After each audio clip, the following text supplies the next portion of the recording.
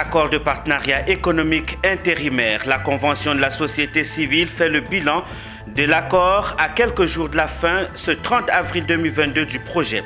Il s'agit d'un accord commercial de libre-échange signé entre la Côte d'Ivoire et l'Union européenne. Le leader mondial d'inspection, de contrôle, d'analyse et de la certification, SGS Côte d'Ivoire et le label Blamour lancent le programme innovant de certification du système de management du genre. Cette cérémonie de lancement s'est déroulée ce mercredi 27 avril 2022 à l'hôtel du district d'Abidjan.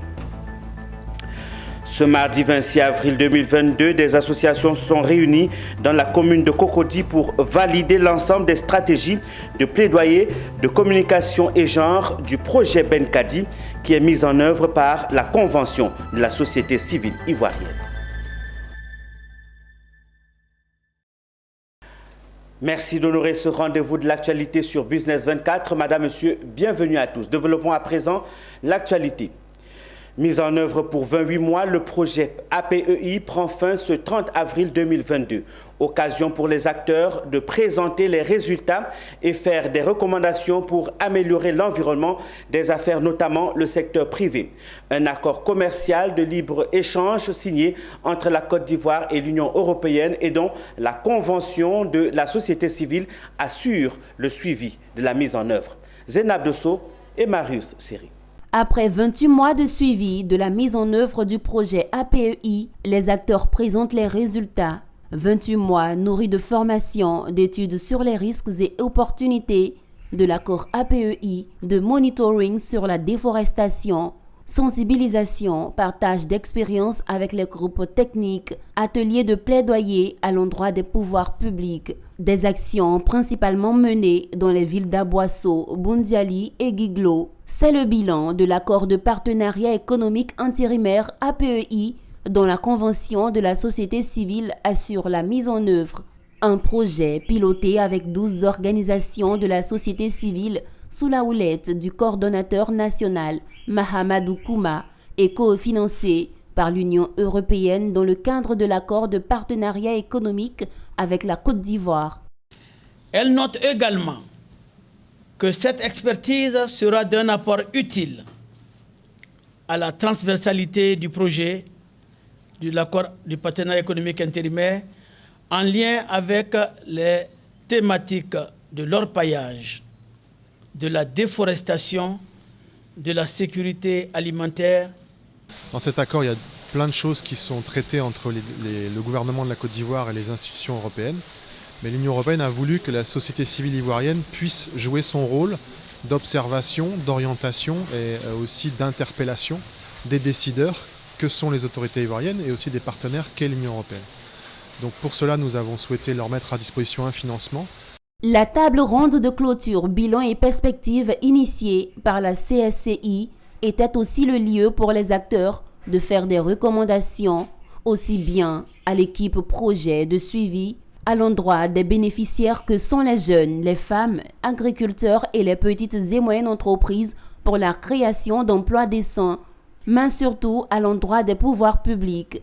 À l'endroit du gouvernement ivoirien, d'intensifier la promotion de développement industriel local à travers la création d'un cadre favorable à la transformation locale selon les normes de qualité internationale en apportant à ce secteur une aide à la commercialisation des produits locaux sur le marché international. D'opérationnaliser tous les groupes techniques en renforçant leurs capacités. Le financement du projet APEI, entendez, accord de partenariat économique intérimaire, prend fin le 30 avril, mais ne marque pas la fin des actions de la CSCI, car la société civile continue l'action de suivi sur 3 grands axes que sont les activités de renforcement de capacité, la sensibilisation et les actions de plaidoyer.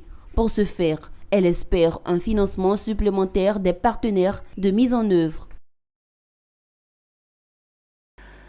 Le leader mondial d'inspection, de contrôle, d'analyse et de la certification SGS Côte d'Ivoire et le label Blamour ont lancé ce mercredi 27 avril 2022 un programme innovant de certification du système de management du genre pour les entreprises et les organisations nationales et internationales. Cette initiative vise à promouvoir l'égalité et la mixité professionnelle du genre. Qui mieux qu'une femme pour en parler? Amidia Rassouba. Elles étaient présentes et attentives à la question du genre dans les entreprises et organisations. Ce magazine qui fait la promotion, la valorisation du leadership féminin est soumis à une certification dénommée Label Blamour. Ce label se présente comme un outil de pilotage de l'équité du genre et un levier de performance pour une meilleure productivité en entreprise. Il permettra d'apporter la preuve par un organisme crédible et indépendant qu'un système de suivi des pratiques du genre. Cette initiative permettra de prendre en charge la question du genre en entreprise. Ce partenariat qui se présente comme un autre challenge pour le label Blamour permettra aux parties prenantes d'apporter chacune leur expertise en vue de la mise en œuvre réussie de ce programme. Je suis vraiment très fière, très heureuse de ce premier pas que nous venons de marquer, de porter donc dans l'environnement de l'entreprise avec le lancement du label Blamour qui est une certification dans le système de management du genre en entreprise. J'avoue que c'est vraiment avec beaucoup d'émotion que j'ai assisté à ce lancement parce que ça nous a pris plusieurs années de réflexion, de travaux avec des personnes de qualité, des personnes qualifiées pour cela. Et aujourd'hui, nous avons donc le plaisir de vous présenter le label Blamour avec un certificateur de grande référence, la SGS Côte d'Ivoire, qui n'est plus à présenter, qui est leader international donc, de certification et de contrôle. Et bien évidemment, pour la formation, nous nous ferons assister par l'ambassade du Canada et aussi par le ministère, notre ministère de tutelle, qui est fondé à faire des formations en entreprise sur le genre. Donc voilà, ça démarre aujourd'hui. Je compte sur toutes les entreprises, tous les managers, tous les directeurs généraux pour adhérer à ce label-là pour qu'ensemble, nous puissions faire progresser donc l'égalité du genre en Côte d'Ivoire dans les entreprises. J'ai toujours eu à cœur de promouvoir la force des femmes, mais surtout l'égalité entre hommes et femmes, pour se dire qu'on est tous capables, dans les mêmes conditions, de fournir de très bons résultats et d'être orientés résultats plutôt que sur le fait qu'on soit femme ou homme. C'est en cela que lorsque, avec Marie-Thérèse, elle me dit « Caroline, qu'est-ce qu'on fait ?» Je dis « Ça a toujours été un fardeau pour moi, ça a toujours été quelque chose qui me tient à cœur. » J'ai donc monté une équipe de professionnels qui travaillent également dans l'industrie, à laquelle on a ajouté un professeur d'université. Et c'est comme ça qu'on a travaillé, passé des nuits blanches pendant 2 ans, à travailler, à écrire ce label. Un honneur pour la SGS d'avoir certifié cette structure qui œuvre à l'égalité du genre en entreprise. Blamour, magazine des afterwork, des masterclass et spécialisé dans la valorisation du genre féminin, a été créé en 2017. Parlons à présent éducation. Le ministère de l'Éducation nationale, par le biais de la direction de l'orientation et des bourses DOB, a lancé ce 26 avril à Abidjan la phase pilote du nouveau procédé d'orientation des élèves en classe de 6e et seconde. Il faut retenir que le processus est laissé entièrement à l'appréciation des parents d'élèves. Philippe Zabo et Doubia Ayouba nous présentent cette nouvelle procédure d'orientation du ministère de l'Éducation nationale. Abidjan 1. Aboissou, Korogo, Soubré et Yamsokro. Voici les 5 villes choisies pour la phase expérimentale des affectations en ligne des élèves en classe de 6e et l'orientation-affectation également en ligne des élèves en classe de seconde. Parents et élèves n'ont qu'à envoyer le mot DOB par SMS au 99 91, quel que soit le réseau téléphonique choisi.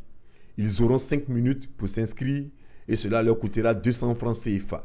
Le process a été expliqué par la direction de l'orientation et des bourses durant des échanges. Avec l'avancée du numérique dans la société, en 2018, nous avons laissé la possibilité aux parents d'affecter même les enfants admis en cas de 6e par le biais du téléphone portable. Et le constat est qu'il y a eu une forte adhésion au projet. À la dernière session en 2020, il y avait 92% de taux de réalisation. Donc, la Banque mondiale a demandé, avec le PAGS, d'étendre le projet à l'orientation et à la fédération en seconde. Donc ce matin, ils sont venus annoncer la nouvelle aux parents, leur montrer le process comment procéder pour orienter son enfant en classe de seconde. Alors, si un parent veut affecter son enfant, je prends d'abord les 6e, qui consiste juste à faire une affectation simple. Il faut que le parent d'abord connaisse le lieu où il veut affecter son enfant, c'est-à-dire l'établissement. Il faut qu'il connaisse le nom de la commune. Il faut qu'il ait un téléphone portable avec au moins 200 francs de communication. Et puis lorsqu'il envoie DOB au 99 91, il suit les différentes instructions. Pour les secondes, c'est deux opérations en une. Vous faites l'orientation de votre enfant qui consiste à lui donner une série et l'affectation qui consiste à lui attribuer un établissement pour l'accueillir. Il faut retenir que le projet d'affectation en ligne a été financé par le projet d'amélioration de la gouvernance pour la délivrance des services, PAGDS et la Banque mondiale. La phase pilote durera 1 an et sera renouvelable. Poursuivons ce journal avec un mot sur l'environnement. Depuis le mois de mars 2021, le projet Benkadi est dans sa phase de mise en œuvre.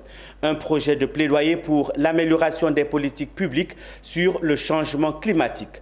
Son objectif, faciliter la résilience des femmes, des jeunes et des personnes handicapées de 15 régions aux effets de l'érosion et la dégradation des aires protégées. Les stratégies de plaidoyer, de communication et de genre ont été présentées aux organisations de la société civile, partenaires de mise en œuvre pour être validées. Le point avec Zénab Dosso et Marius Seri. Le projet Benkadi Côte d'Ivoire arrive à une phase décisive dans sa mise en œuvre.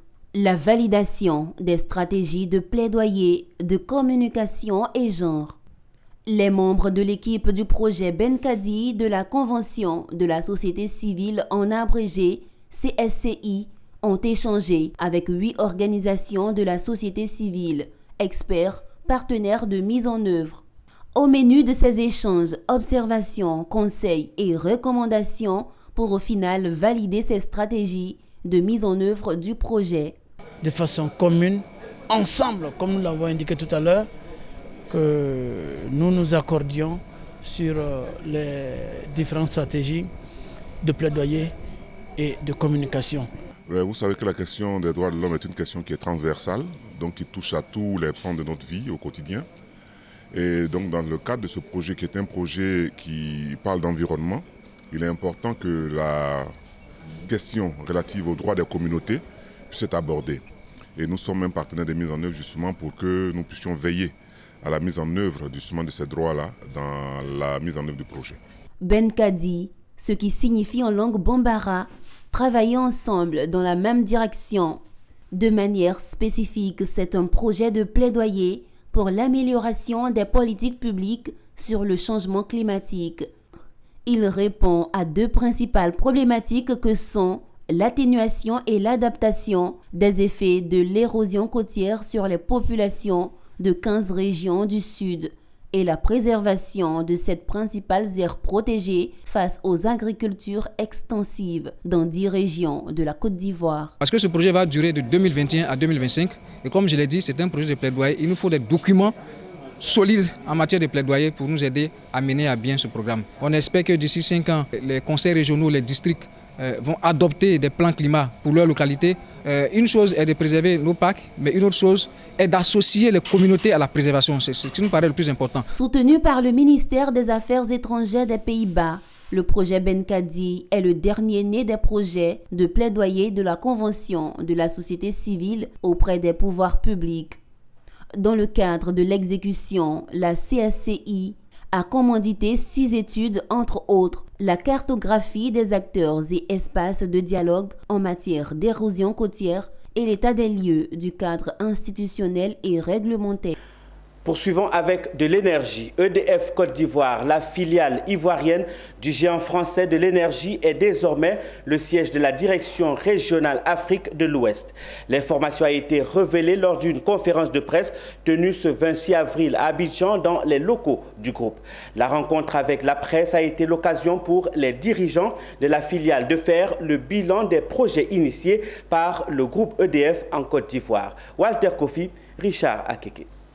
Les responsabilités et les défis viennent de s'agrandir pour la filiale ivoirienne du groupe français EDF, entendez Électricité de France. La filiale vient de passer de représentant du groupe EDF en Côte d'Ivoire à nouveau siège de la direction régionale en charge de l'Afrique de l'Ouest. Une information que Mahaman Sow, directeur régional Afrique de l'Ouest EDF et son équipe ont partagé avec les hommes de médias ivoiriens. À la tête de la filiale EDF Côte d'Ivoire depuis sa création en 2016, ce fut l'occasion pour lui de faire le bilan sur le développement d'importants projets de production en énergie renouvelable et de solutions solaires ayant nécessité environ 300 millions d'euros d'investissement. Notre bilan peut donc se résumer comme suit. Le développement d'importants projets de production d'énergie renouvelable dans les domaines de la biomasse et le solaire, une position de leader dans le domaine du solaire hors réseau, une forte présence dans les domaines de l'efficacité énergétique, notamment dans les secteurs de la climatisation et de la réfrigération, et un accompagnement dans les domaines de l'ingénierie conseil sur tous les métiers de l'électricité avec l'ensemble des acteurs du secteur. Parlant de projets importants, le directeur est revenu sur ceux en cours, notamment des projets novateurs tels que le programme de pompes solaires d'irrigation destiné aux agriculteurs et aux éleveurs et de la construction d'une centrale productrice d'énergie renouvelable à base de biomasse qui sera éjectée dans le réseau électrique national. Il nous faudra tout d'abord concrétiser les projets pour lesquels en Côte d'Ivoire l'État nous a fait confiance, à savoir le projet de biomasse BioVA, mais aussi le projet solaire de Congre. Nous poursuivrons également de manifester notre intérêt afin que l'État nous fasse à nouveau confiance en nous confiant le développement de projets dans le domaine de l'hydroélectricité, un domaine extrêmement important et au cœur de la stratégie du groupe EDF. Notre ambition est aussi de poursuivre le développement dans le hors-réseau en se focalisant aujourd'hui sur les usages productifs. Présent en Afrique depuis 50 ans pour répondre aux besoins énergétiques de ses clients, le groupe EDF soutient les volontés publiques d'améliorer l'électricité du continent africain en privilégiant les solutions les plus efficaces et les moins émissives de CO2. Le groupe a également pour ambition de contribuer au développement industriel sur le territoire africain par des solutions énergétiques adaptées et des partenariats durables.